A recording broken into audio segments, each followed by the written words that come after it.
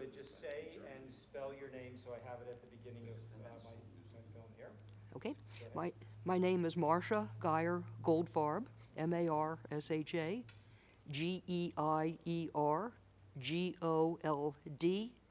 and I'll turn it over to Joe. How did your family come to Lancaster? Born here, moved here, transferred here? Could you tell that story? My father was trained as a tailor, and when he arrived in the United States, somewhere in the vicinity of 1920, 1921, he ended up in New York City, where he could find only seasonal work.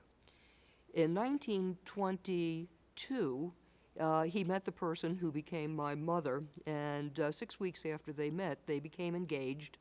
But they had very, very little money, and whatever money they could make from their two jobs, they were trying to send some of it back to their families in Poland.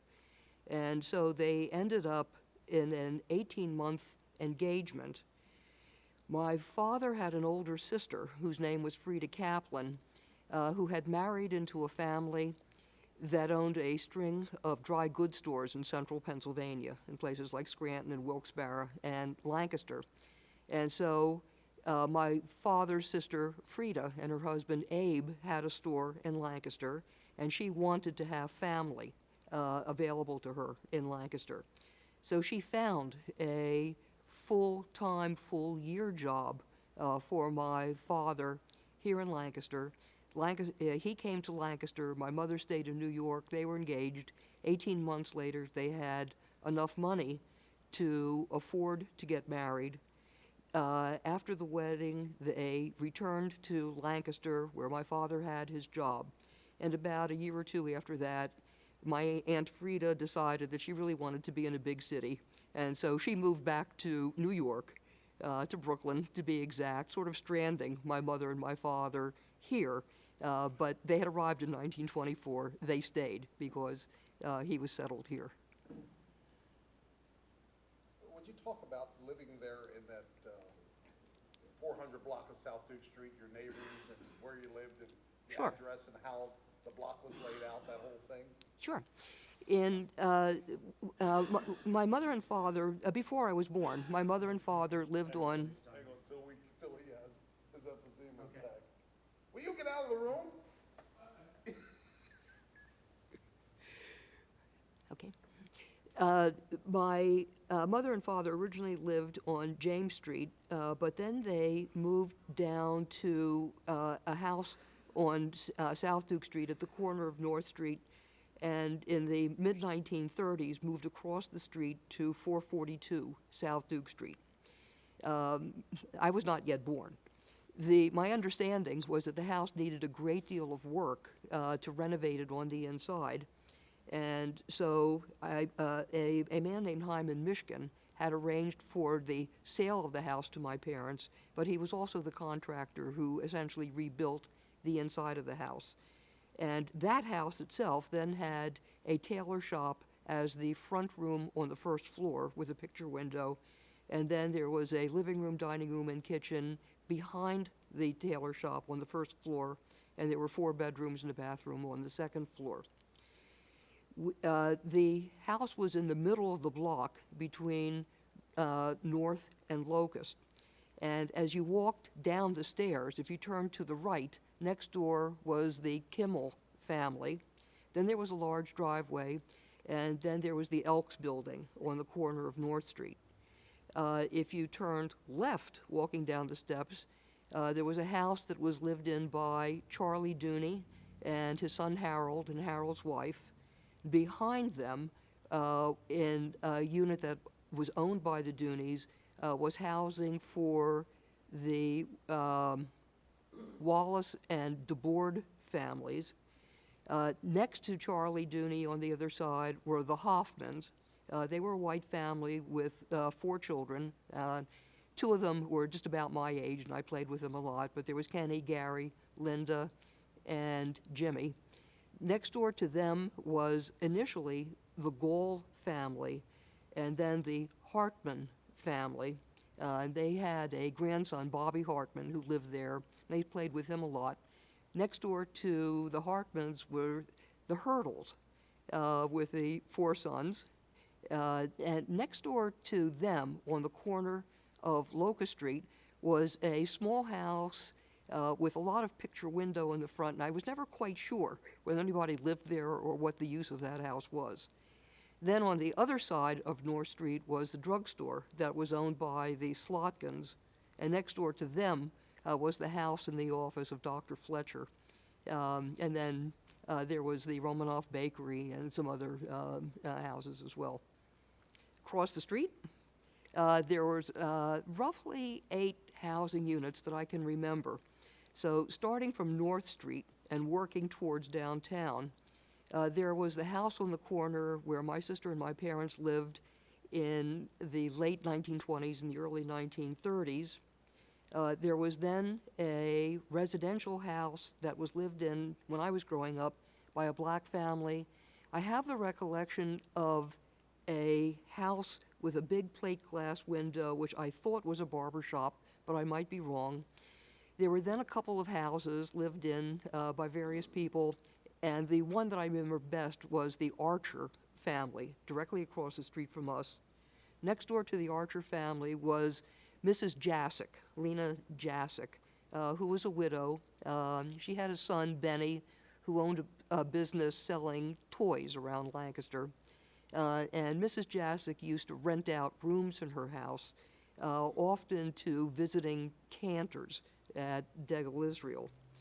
And one thing about Mrs. Jasick is that she spent her days and her early evenings either sitting on her porch or sitting at the window in the living room watching everything that was going on.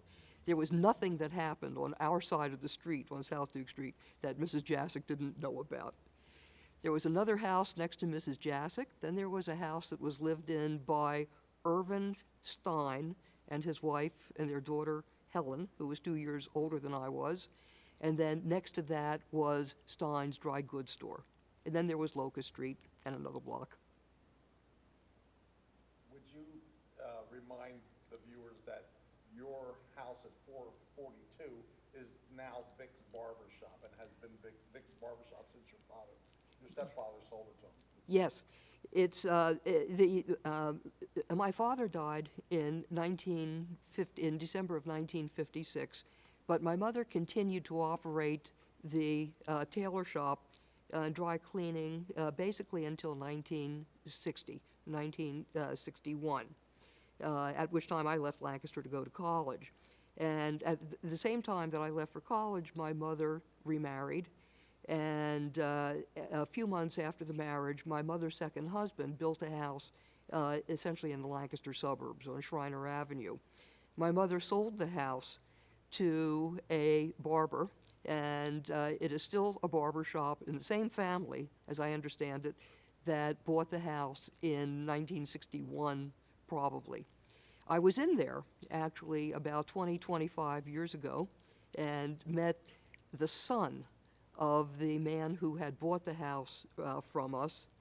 And my sister actually happened to visit the same place yesterday and met the grandson, who is still in that same house. The house looked very good, by the way, at least from the front. Who were your running buddies? Who were your friends? Who were your pals in your age group? And mention Betty Ertl, please. I will. Okay. Okay. Growing up, as when I was very, very young, say 5 years of age or so, my friends were limited to kids who lived directly on my block, and there were 2 sets of them. One set was Ethel Kimmel and Louis Donald Kimmel, who lived directly next door. Ethel was 2 years older than I was. Louis Donald was 10 days younger than I was. And, they were good friends, and I played with them. I was in their house. They were in my house. But I was also very friendly with, now I'm still 5, with Susie DeBoard, whose I think real name may have been Edna DeBoard, and also with Victor Hurdle, who lived 4 houses away from us, and we would play games in our backyards. At school, when I was extremely young, there was a series of friends. One friend was a boy named Conrad Warner, who lived on Green Street for a while. There was a girl named Gwendolyn Baker, but they all left the 7th Ward, even when I was in elementary school. I also had as friends Betty Matthews, who had a wonderful sense of humor, and there were several other kids who were friends. There was Barbara Jackson, who once got me in a peck of trouble, Mary Folk, and Rose Boynes, I remember, as friends. And as I got older, I became very, very friendly with Fran Harrison, who lived on the other side of South Duke Street, on the other side of Locust Street. But Fran Harrison was a year or two younger than I was, but by this point there were very few Jewish people, very few white people in that immediate neighborhood, so we gravitated towards each other. Fran's uncle owned a grocery store at the corner of North Street and South Duke. So Betty Hurdle and, Betty Matthews and I basically, went through school together from elementary school, junior high school, and even high school. Kathy Polite sort of entered the neighborhood at some point, I think in junior high school. I'm not exactly sure.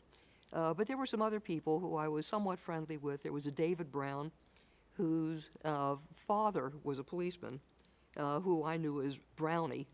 I never knew whether he had a first name. And it took me a while to figure out that my classmate David Brown was the son of Brownie, the policeman.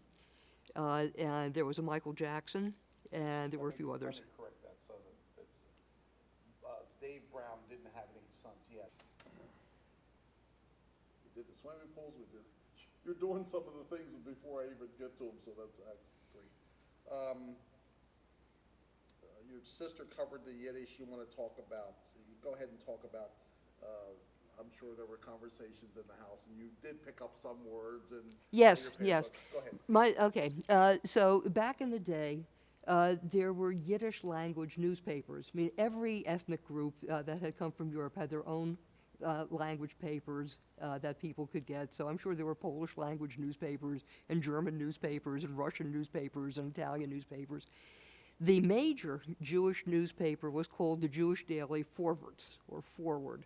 And it was actually, who didn't know this at the time, but it was actually a very socialist-leaning newspaper.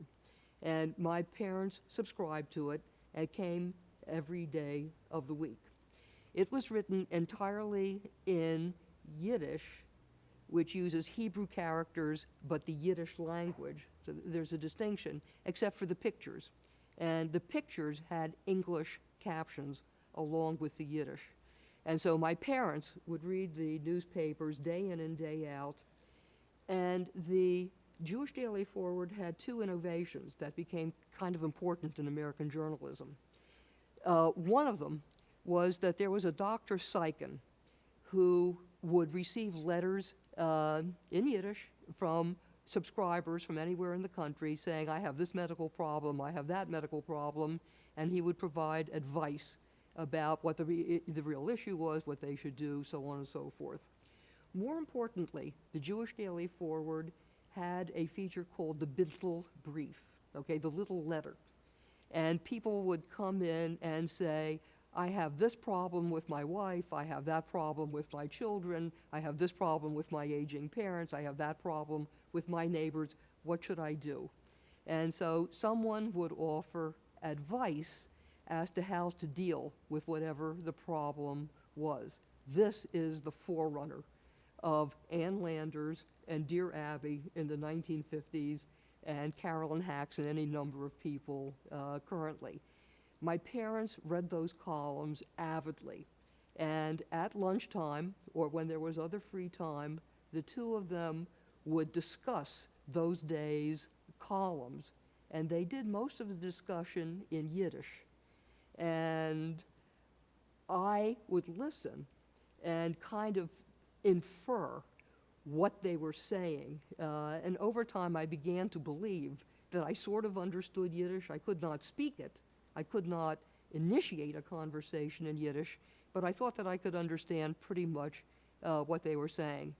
I believe that I no doubt have misinterpreted a number of words, and that the real meaning of some words is not what I think they are, but I imagined that I understood what was going on, and I found their conversations about the advice that Dr. Sykin had provided or the editor of the Bintel Brief had provided were very, very interesting. Usually they would agree, sometimes they would disagree, or they would offer alternatives, but that was a major source of conversation between my parents. Would you finish up by just giving a statement about your benefit of growing up in Lancaster, Pennsylvania, in that community, at that time period, and going to the schools you went? That's I a mentioned tall, seventh ward in the statements. that is a tall order. Okay, growing up in the neighborhood is very multicultural, very, very diverse. But while my father had many white customers, he had a much, much larger number of black customers.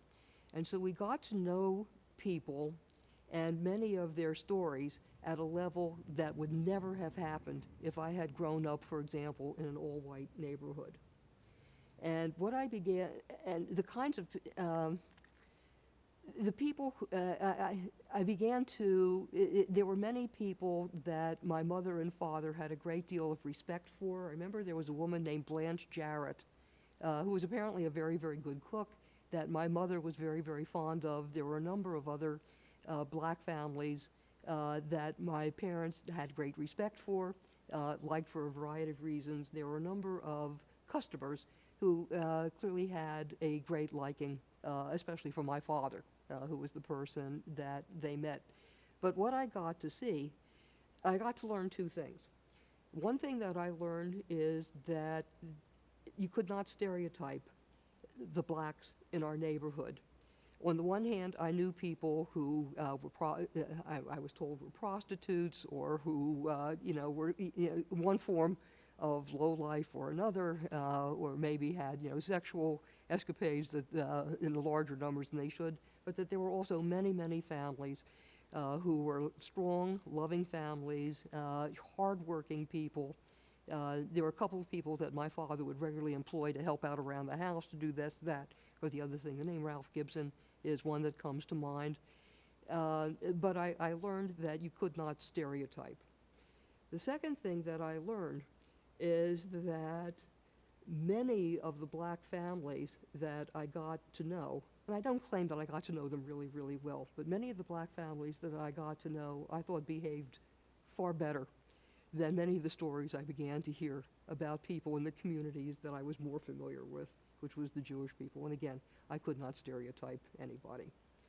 You really had to look at the character of the person themselves. This was very interesting because in Lancaster, the school system, where you went to school was based on where you live.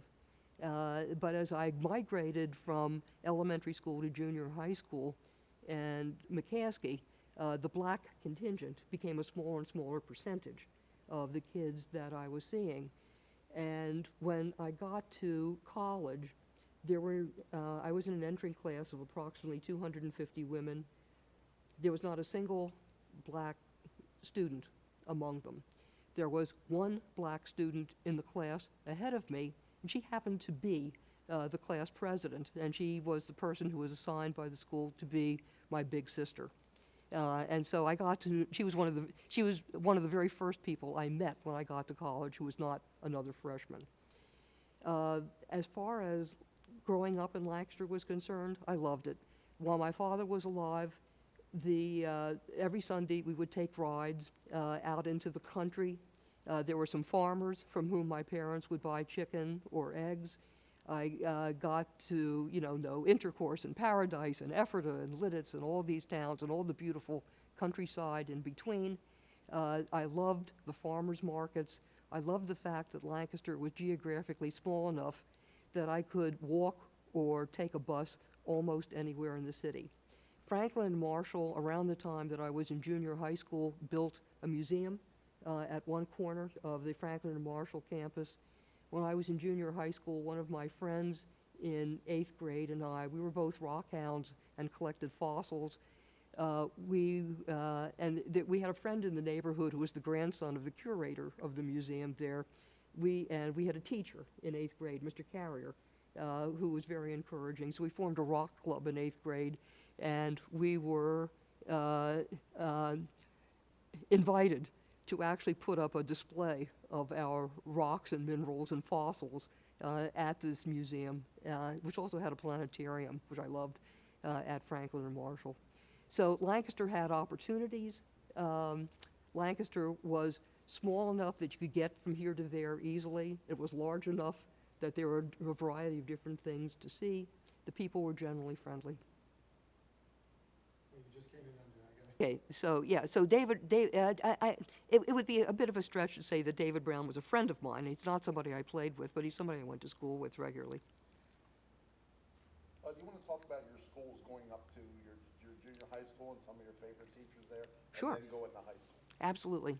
The first school that I attended was Higbee. I started there in kindergarten, and I stayed through 4th grade, because that's as far as Higbee went. And I can remember the names of some of my teachers, not of others. I remember my 1st grade teacher started out as Mrs. Perry, and there was tracking, apparently, in 1st grade. And I had the sense that we were given a test on day 1 of 1st grade, and I remember the test, and my understanding was that if you did really, really well on this test, you got into Miss Smithcall's class, and if you did okay on this test, you got into Mrs. Perry's class, and if you did poorly on the test, you ended up in Miss Roop's or Mrs. Roop's class. The exam consisted of 30 panels, and each of the panels had 4 things on them, like balls or stars. And as we went through line by line, the teacher would say, ball, and you had to put a mark against the one of the 4 things that was in fact a ball. My parents had not trained me thoroughly in all these toys that children knew about at that. I ended up in Mrs. Perry's class, and then a month and a half later, I ended up in Miss Smithcall's class. And frankly, she was certifiable. But the experience at Higbee was generally a very, very good experience, and the teachers generally were very, very good. We then all transitioned to George Washington Elementary School for 5th grade and 6th grade, and that was a fine experience. It was harder to get to because it was more distant, and to get to Higbee I could walk, but to get to George Washington I took a bus, and it was fine. And then in junior high school, I went to Edward Hand, which was right next to George Washington, and that was also very, very good. I was very lucky by going to school at the time that I did, because my belief is that the 1940s and the 1950s were a golden age of recruiting of teachers, because many people who were coming out of college during the Great Depression had very, very limited job opportunities. And one thing about education was that the jobs paid reasonably well and the work was steady. So I think a very large number of really, really, really good people ended up in teaching because of the Great Depression. And I benefited from that in elementary school, in junior high school, and then again in senior high school. Senior high school was just terrific. I went to McCaskey, loved it. And again, I had many good teachers, but the one teacher who made the biggest impact on me was a civics teacher in 11th grade named Monroe Sloyer. Mr. Sloyer taught like a college professor. He lectured, he was very, very dry, but he was extremely informative. And and I was very interested in politics at that point. I mean, I'm like about 15, 16 years old at this point, but still, I read the newspapers, and I knew what was going on in the world, and I was kind of interested in how the world worked. And one of the things that Mr. Sloyer did is spend maybe about 2 months talking about an introduction to economics. And in particular, he distributed a little pamphlet that was put out by a well-known organization called the Brookings Institution, which included a diagram that showed how goods and services get produced in a country, and then some of it becomes consumer goods for households, some of it becomes capital goods for businesses that need to invest in their ability to produce, some of it goes to federal, state, and local government, some of it gets sold to foreign countries as exports, but we also receive imports from foreign countries, and this created what's called a circular flow of income. That solidified my desire to go into economics, should I get into college. And so among the many good teachers that I had, Mr. Sloyer was by far number one in my mind. Since that's fresh in your mind, let's go right into your career and talk about what year it is and how rare it is for a girl to go to college and to Right. excel in that field of economics. Okay.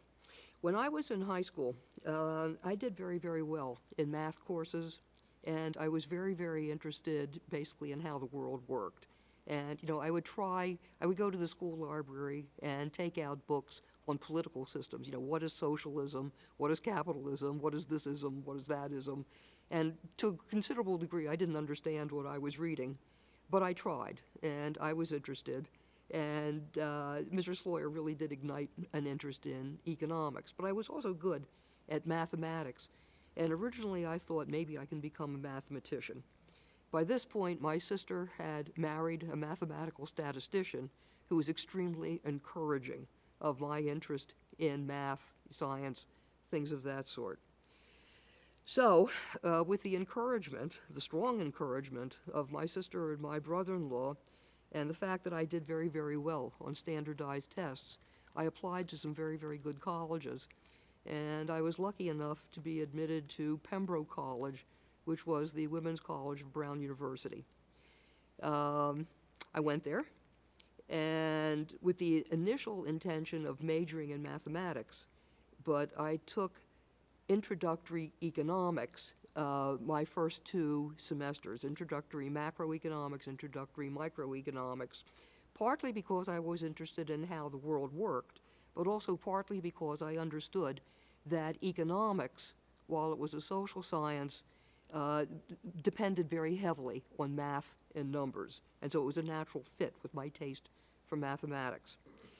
What I discovered is when I passed high school and when I got into college is that mathematics became extremely theoretical. And I decided that I really didn't have the capability to become a theoretical mathematician, but that economics was both more interesting and more to my taste. So I ended up switching my major from mathematics to economics. I entered in 1960. I graduated from college in 1964. In my senior year, I didn't know if I would go to graduate school or take a job. This was a time when the economy was growing very, very quickly, and it was fairly easy for people to get jobs with the kinds of skills that I had learned in high school and in college. The bad news was that economics was a very male-dominated discipline, and there were comparatively few women who were in the field. So in my senior year, I did 2 things. I applied to some graduate schools in economics, and with just wonderful advice from my brother-in-law, I applied to schools in the Big Ten because they were very large and they needed graduate students to teach undergraduate economics, which meant that there were a lot of fellowships. And I also applied to jobs in the government in Washington. And I ended up getting a full-ride fellowship to Northwestern University. So I went to Northwestern in September of 1964. When I first entered, there were 27 students in my entering class in economics, 3 of whom were female. One of the females quit after the first quarter. We were on a quarter system rather than a semester system, and she returned home to Colorado. So there were 2 of us left in my class, and for the second year, we were going, the two of us and two other girls who were music majors were going to rent a house and live together, as 4 roommates. None of the other 3 returned for the second year of graduate school. And so I found myself in my second year of graduate school as the only female in my class in a discipline where there were very, very few females.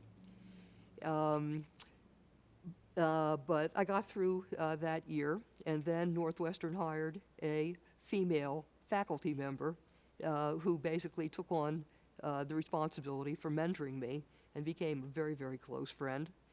I ended up concentrating in what was called development economics, which is the economics of third world countries. And so with my dissertation advisor's help, I ended up wangling a trip to Chile and spent several months in Chile collecting data for a dissertation. I had been spending my summers when I was in college and in graduate school at various summer jobs in Washington, D.C., again, with the help of my sister and especially my brother-in-law. And I've lost my train of thought. But in any case, one summer, I worked for the U.S. Agency for International Development, and I was assigned to be the research assistant for a professor at Yale named John Fay. John spent most of the summer doing his own thing in the Philippines and in China, so I worked mostly on my own, but I reported to his partner in research, who happened to be the head of the research group that I was with at USAID. He's an economist named Gus Reynos. Gus was at AID only for 2 years. He was a professor at Yale. And so in my 4th year as a graduate student at Northwestern, to my enormous surprise, I was offered an assistant professorship at Yale and spent 5 years at Yale, where I very quickly met a fellow faculty member named Bob Goldfarb and married him, and he's sitting in the audience. But basically, that's the genesis. That's how I got into economics. But it all started with Monroe Sloyer at McCaskey High School presenting a pamphlet from the Brookings Institution that I fell in love with. Since you talked about McCaskey, would you just reiterate how much McCaskey prepared you and how nice a school it was? And talk about the racial composition of the school and the fact that there weren't very many African Americans. I will. With your graduating class. I will. Okay. First of all, McCaskey as an educational exercise. McCaskey, if I remember correctly, at that point offered 4 tracks. There was an academic track, a commercial track, a vocational track, and a general track. And I was in the academic track. One of the things about the school system in Lancaster is that you started out in elementary school going to the school that was physically closest to where you lived. And so that, in my case, was Higbee.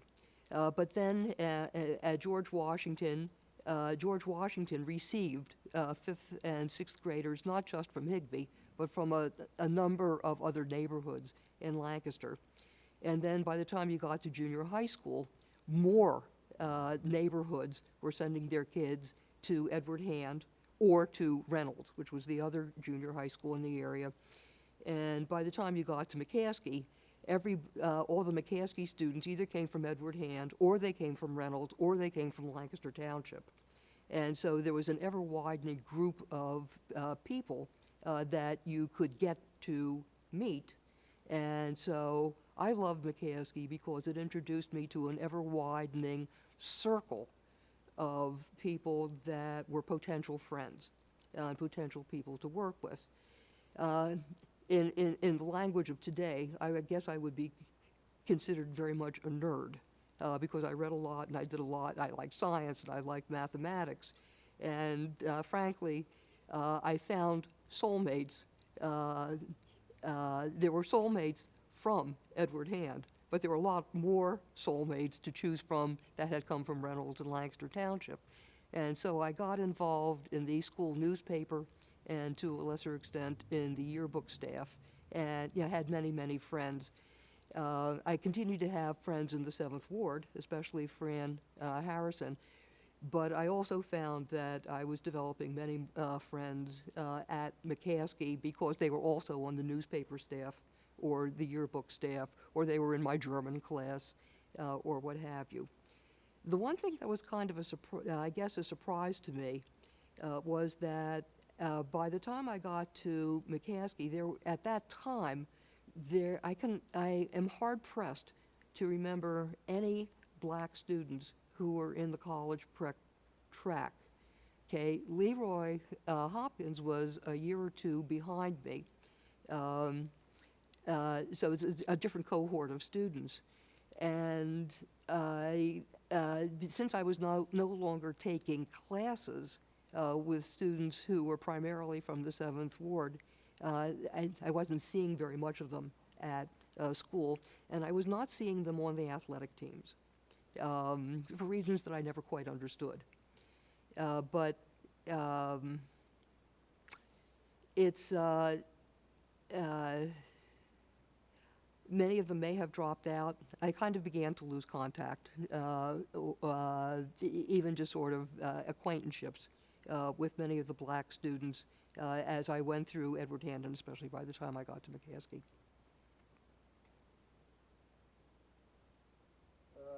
You want to talk about your relationship with your synagogue? You heard what your sister said, but go ahead. I did. It's different. Yeah, well, we're different eras. So my sister was growing up in Lancaster in the 1930s and the 1940s, and by the late 1940s, she's off to college, and she never really returned to Lancaster for anything other than short visits. I am 13 years younger than my sister, and so I was born in 1942, so I grew up in the 1940s and the 1950s. At that time, the Congregation Dekel Israel was located on Chester Street, just below Duke Street. And this was the synagogue that my family belonged to. Both of my parents had been born in Poland and had had fairly strict Jewish training growing up. There are many categories of Judaism. Congregation Dekel Israel was in the Orthodox tradition, which is the strictest and oldest tradition. I went to Hebrew school for 4 years. Yes, at Dekel Israel. I went to Sunday school for a larger number of years. My family was somewhat observant, but not strictly observant. My family knew, my parents knew what all the rules were. They knew exactly what should be done, but there was a conflict between what the rules of orthodoxy were and the fact that my father ran a tailor shop and that the busiest time of the week for him was going to be Friday evening and all day Saturday. So in Orthodox Judaism, you should, if you are very observant, go to services on Friday night and then again go to services on Saturday morning. But this was precisely the time of the week that my father could not do it. Now, 3 times a week in Orthodox Judaism, the synagogue has services in the morning, and the services require a minyan. A minyan is 10 men who have been bar mitzvahed to be with the services. And what would happen is that the synagogue on some mornings did not have 10 men, only perhaps 9 would show up. They would call my father and ask if he would come. And so he would close the store and he would go to services and provide the minyan, the 10th man that was needed for services. My mother kept a kosher home, which meant that all the meat that came into the house had to be prepared in a particular way and essentially purchased from a kosher butcher.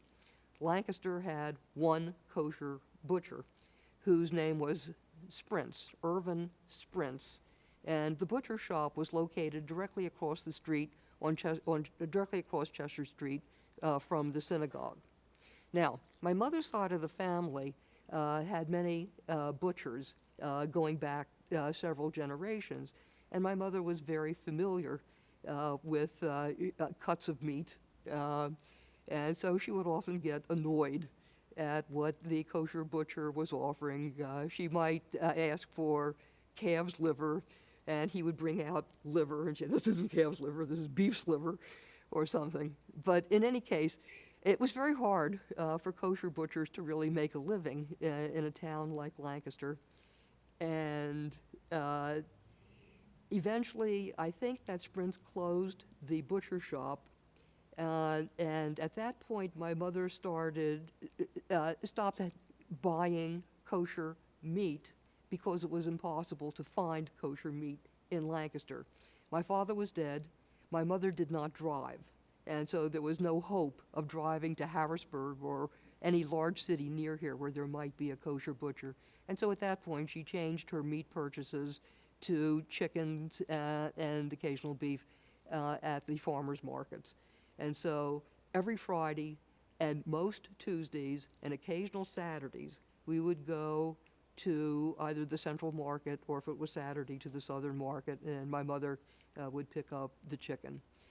In 1960, maybe 1961, my mother remarried Max Wiseman, who was also Jewish, but also born in Poland, but whose was considerably less observant than my mother was.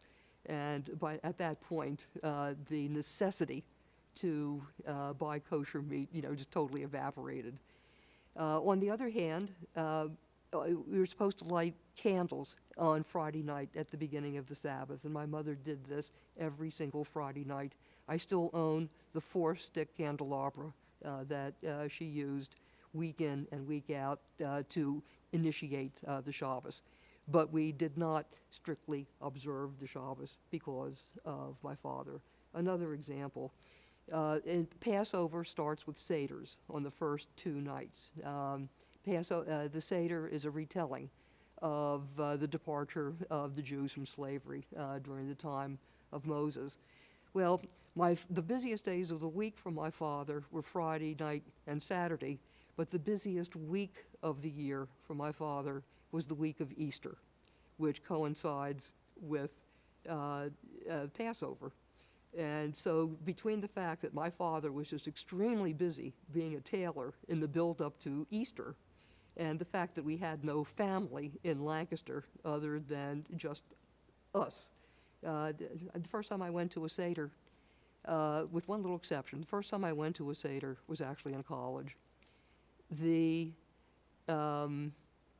When I was growing up, the local television station every Sunday evening had a religious show at 6 o'clock, and once a month it was the Jews who would sponsor the show. It ran half an hour.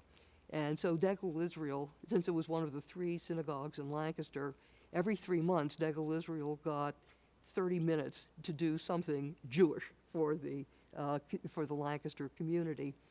And I remember once we did sort of a simulated brief Seder on television. So in a sense, that's the one and only Seder that I ever attended when I was living in Lancaster. I'm not proud of it, but that was a reality of life. Would you describe where that butcher shop is, and it's above it is Yes. the Jewish school? Because a lot of people wouldn't know that that's right on Chester between Duke and Christian. Right. Yes, I'm not good at north, south, east, and west. But heading on Duke Street, you come to Chester Street. If you're headed towards Green Street, you would turn right. And you would go down half a block, and on the right would be the building, which was Congregation Degel Israel. Directly across the street, there was a building, the first floor of which was the kosher butcher shop. So there was a waiting area, and there were the refrigeration units, there were the big slabs of wood, and there was the big knives that the butcher used for chopping the meat. And then there was a freezer behind him.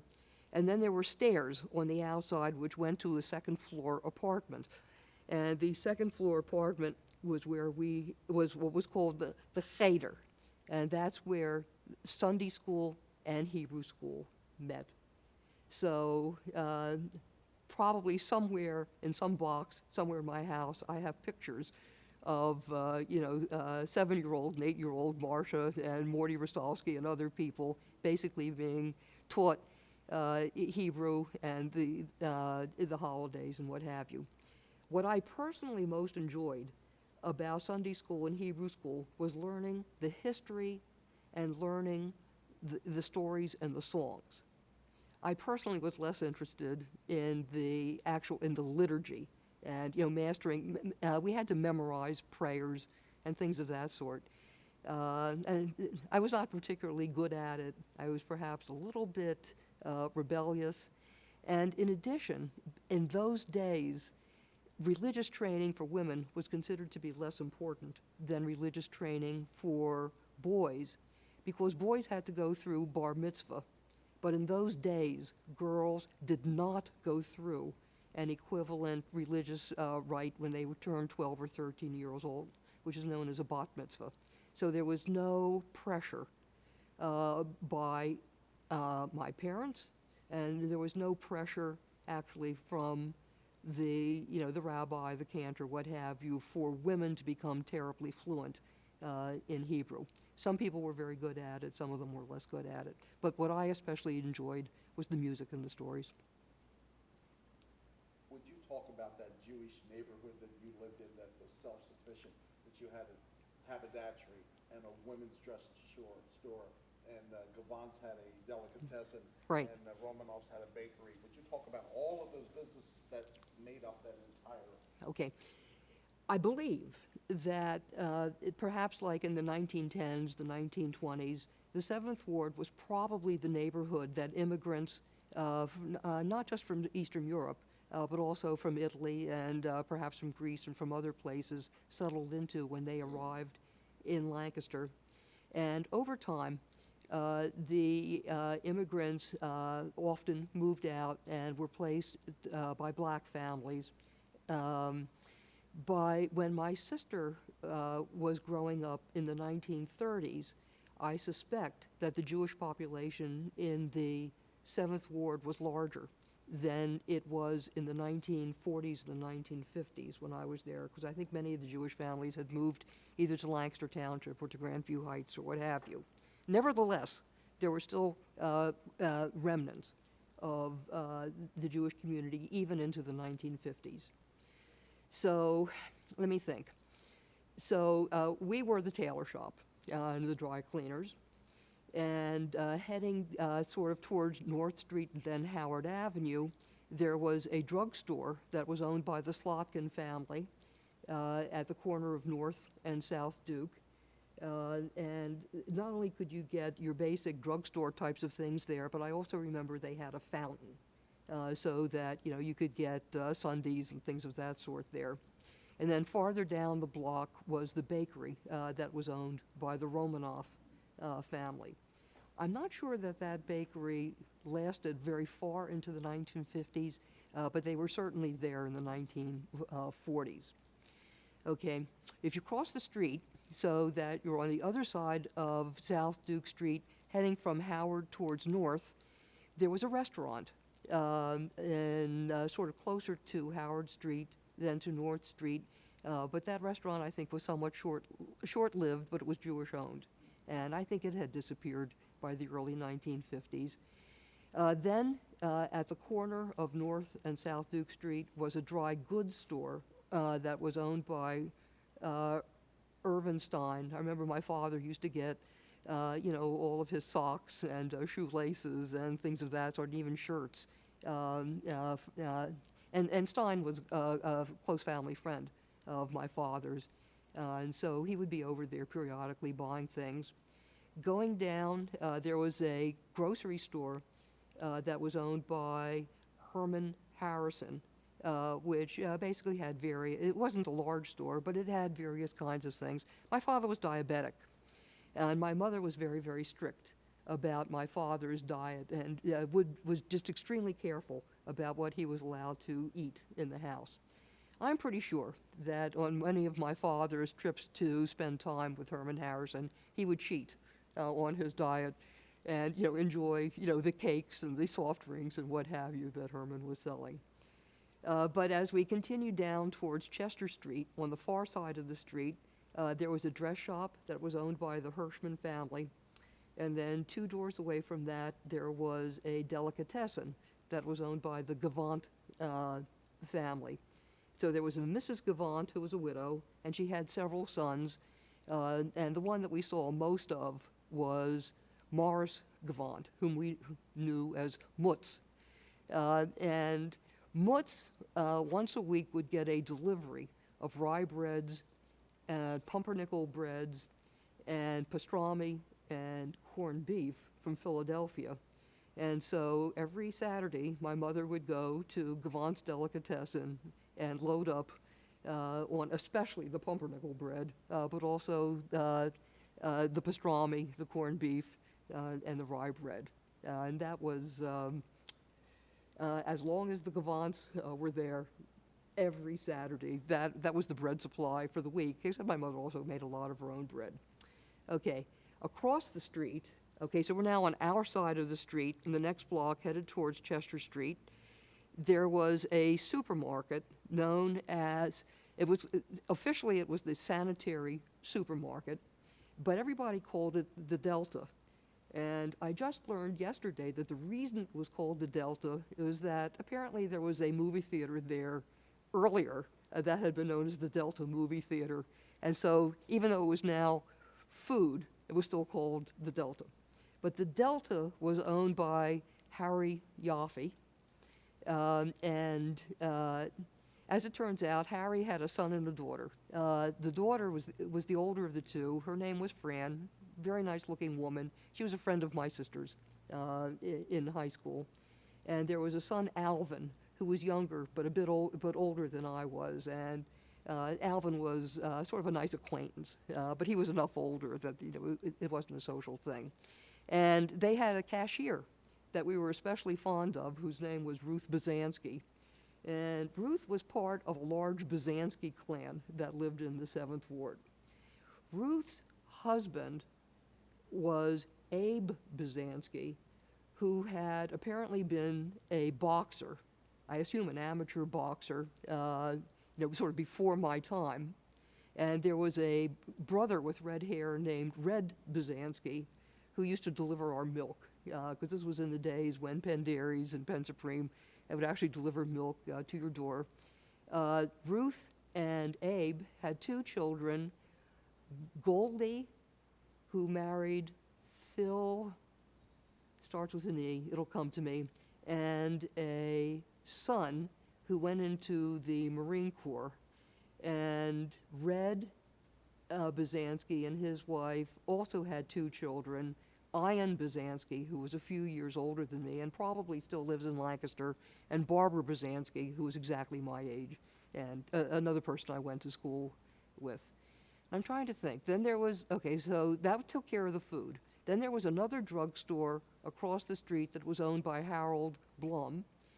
Harold was one of my father's close friends, and so we would, if we needed shampoo or something like that, and we couldn't find it at the Delta, we ended up at Blum's store. That was most of the stores. There was a bar on the corner, I think, of Chester and maybe Christian Street. It was sort of at the end of the block, where across the street from where Dekel Israel was, which was owned by Abe Carlip, but nobody in my family patronized it, so I didn't even know about the existence of that place until actually the day my father died. And there was another store that was a little bit farther away at the corner of Dolphin Street and South Duke, but that was too far away. That was pretty much all the stores I can remember. Excellent. Talk to me about your recreation, swimming pools, Rocky Springs. Were you aware that there were no blacks there in the pool, but they were there in the park, and wherever else you went to do recreational activities? Yeah. Now, keep in mind, okay, so I'm born in 1942, and the civil rights movement, it really didn't begin until, in earnest, until the early 1960s, although Brown versus Board of Education starts in 1954. Now, for me personally, When I was between the ages of, say, 5 and 9, I went to day camp. There was a day camp that was sponsored by the Jewish Community Center, and for the first year or two, the day camp was located behind the Maple Grove swimming pool. And what was interesting about it is that it shared land with the practice range of the Lancaster Police. And so we had the pavilion where we actually hung out, but then we were on the playing fields. We would spend forever finding bullet casings from the police doing their target shooting. Okay, but then the Jewish Community Center bought property in Martic Forge, and they built a swimming pool there. And I remember Zelda Dooney was the lifeguard, but that was until I was about 9 years old or so, and I sort of aged out of day camp. For a few years, I just spent the summers hanging around the house, reading. I was an avid reader. If I wanted to go swimming, occasionally I would get to Maple Grove. More likely I went to Brookside. But I didn't get to go swimming very often. I don't think I was at Rocky Springs more than 2 or 3 times in my life. I'm not exactly sure why, but I think it was because of the day camp thing, making Maple Grove familiar. My parents often went to Longs Park. If my father wanted just some fresh air and some time, we would get in the car, and on a weekday evening, we would always end up at Longs Park, and my father and I would play catch, and my mother would sit and watch. And if it was a Saturday afternoon, we would take a ride, and we would again often end up at Longs Park. This was before Route 30 cut through much of the property at Longs Park, so Longs Park itself was geographically much larger than it is currently. My father died in December of 1956, and my mother, who was herself a trained seamstress, but not a men's tailor, kept the business open. And so at that point, recreation does not become a big part of my life because my job, when school was over, was to come home and look after the store. So it was just my mother and me in the house, and my mother would be in the store during the day, but then when I came home, this meant that she could get back into the kitchen and she could prepare dinner, she could do house cleaning or what have you. So from the time I was about 13 and a half years old until I graduated from high school, I would spend most afternoons, once I got home, basically taking clothing in and giving clothing out. And Saturday was more of the same. Now, I did manage, and I would just do my homework at the sewing machine. And it would not be unusual. I'd be doing my homework. People would be walking back and forth on South Duke because they could see me doing the homework. If I needed to, I went to the Lancaster Public Library in the evening. I would walk there, and that was pretty common. I spent a fair amount of time there.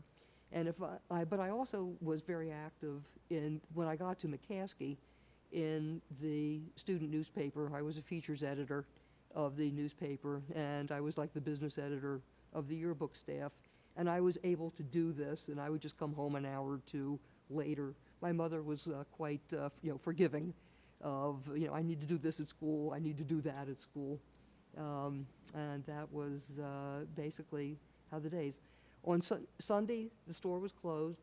Sunday morning was dedicated to cleaning the store, washing the floors, what have you. And Sunday afternoon for recreation, my mother and I would walk to Musser Park, and we would sit in Musser Park for a while. And then on the way home, there was a place where you could get pizza on the first block of South Duke Street, across from the Episcopal Church that was there. And so Marsha's big treat for the week was to get pizza on Sunday on the way home on our walk. And that's basically got me to college. Did you, when you say you worked in the tailor shop, did you actually sew? No. I was a bit rebellious, and whatever it was that I was going to do with my life, sewing was not going to be part of it. Okay, so my father was a tailor. My mother was a very accomplished seamstress, and she wanted in the worst way, for me to learn sewing, to learn knitting, and what have you. I was not interested. I wanted to learn mathematics. I wanted to learn something about music. I wanted to learn something about how the world worked, and so I was fairly rebellious. And there was a period that lasted for about 2 years. There was sort of ongoing battles between my mother and me and what my future was going to be. But what I was good at, I took in the clothing. I handed out the clothing. My mother did all of the sewing. I was the person, starting at the age of 14, who filled out the income tax returns. They were fairly simple back in those days. I couldn't do it anymore. Now, income tax returns is something I leave to my husband because they're so hard. But back in the day, they were very, very simple, and our lives were very, very simple. But starting with 14, I filled out the 1040s and sent them in. Take a stop, because I have to give her a tissue. Here, corner. Okay.